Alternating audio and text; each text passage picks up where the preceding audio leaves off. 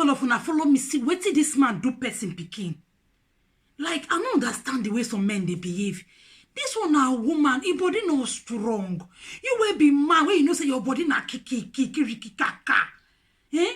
Sassy blood the woman face, turn the woman face to small picky where they side belly. The face can be like fetus, I mean fetus. It can't turn the face to puff. It's not funny, it's not funny, it's not funny. Hello guys, welcome to my YouTube channel again. My name is Augusta Good. Thank you guys for stopping by to watch my video. I hope you guys are doing very well today. I am loving my weather. I know you can see that I'm wearing something.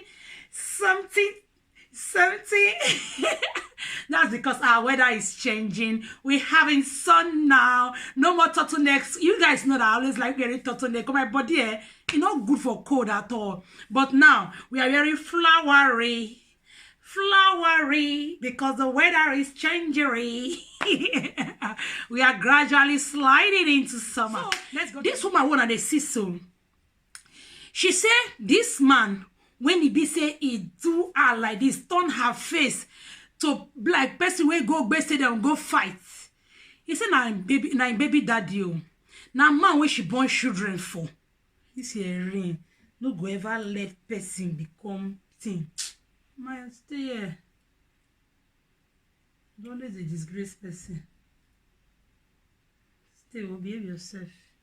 So because of insecurity and low self-esteem, the man can't decide to tell the woman, make the woman stop work.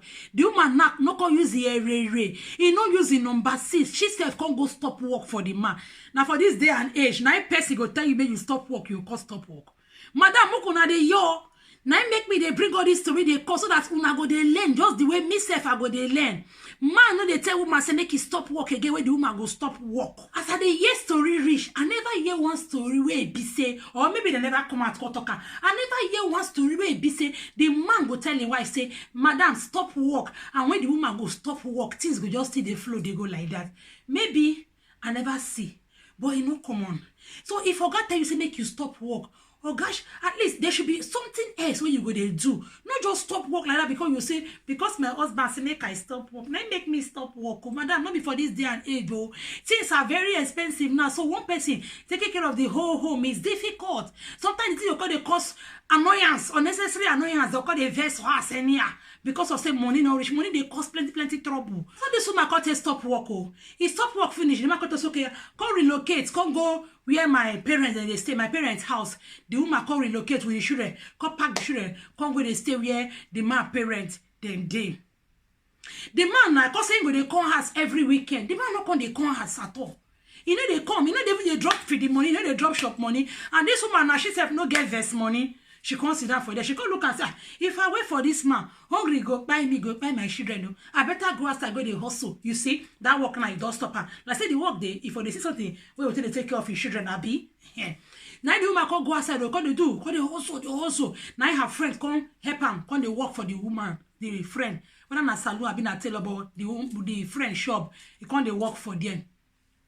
She said one day, Oga, Egbeweja, call and tell and say, I beg go collect my clothes from tailor hand. Now you ma call and say which money I go take go collect the clothes from tailor hand. You no drop money, no be even feed the money. Now the small money I call the also I want to feed the children. So now I go collect the clothes for tailor hand.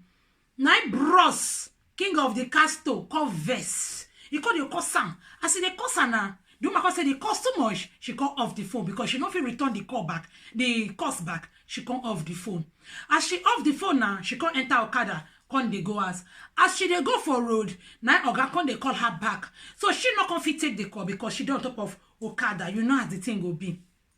She can't go as before she they reach us, Oga don't call the woman mama say, your picky, go stay with man. Now make her they call him in no grip pick call. Just imagine the allegation, just like that immediately.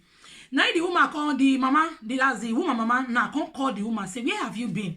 The woman can say, I'm home now. He can say, no. Say, your husband said you've not been home. Now the woman can say, no. Say, she did house. Now he can say, okay, where the children? Make you talk to the children. So the woman gave the phone to the children. Then the grandmother spoke with the children. After which, madam can stay in house. That thing happened on a Tuesday. On a Saturday, Oga can decide to come. When he came, the woman came back from work to meet the man in the compound, the vicinity, according to her. So she walked, the man was talking with some other woman downstairs. So she walked past them and went upstairs to feed, and went inside to feed her children. While she was serving the children food, the man came in and like, why beside they call you on Tuesday, you know, pick up.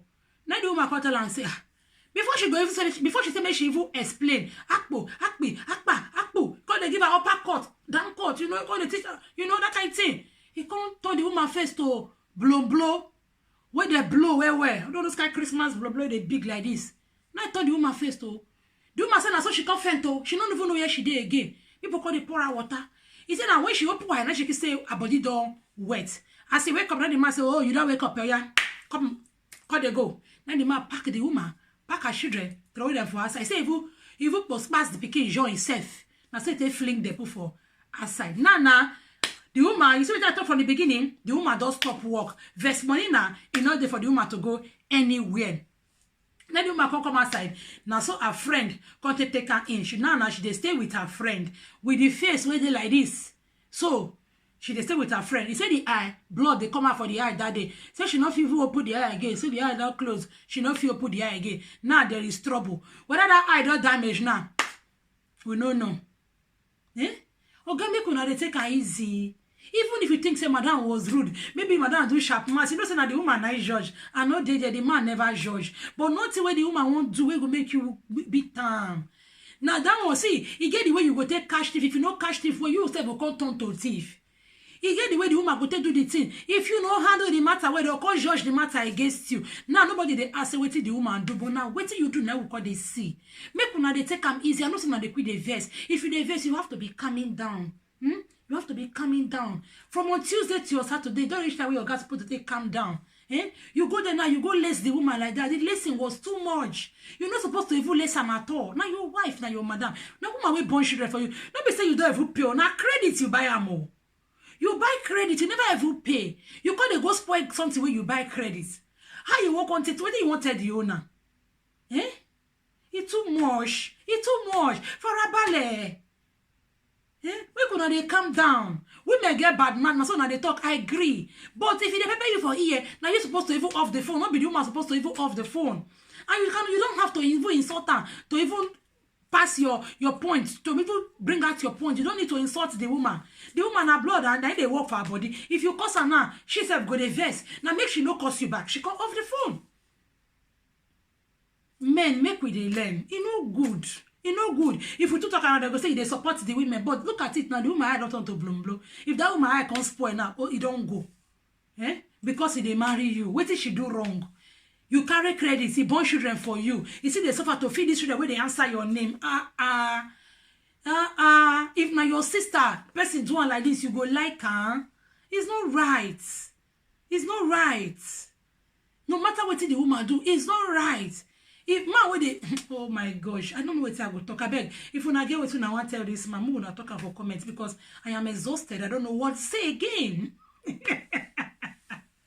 Thank you guys for watching my video. I do appreciate it. Please do not forget to subscribe, like this video, and comment below so that I will know that you have watched my video.